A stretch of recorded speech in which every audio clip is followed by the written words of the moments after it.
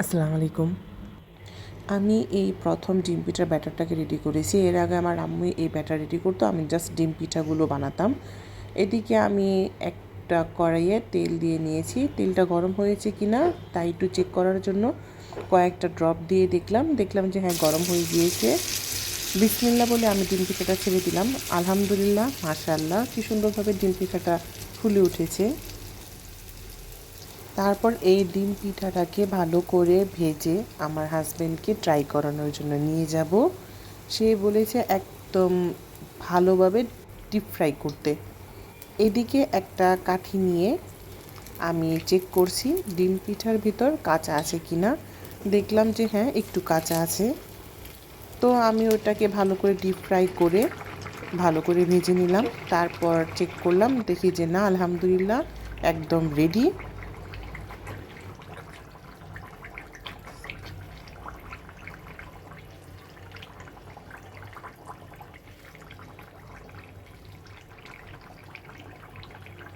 একটাই বানিয়ে আমি তাকে দিতে যাচ্ছি, দেখি সেই খেয়ে কি বলে।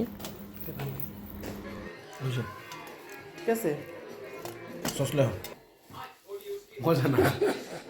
আসলে সে দুষ্টামি করেছিল। মানে ভালো, মিশন সাকসেসফুল, আলহামদুলিল্লাহ।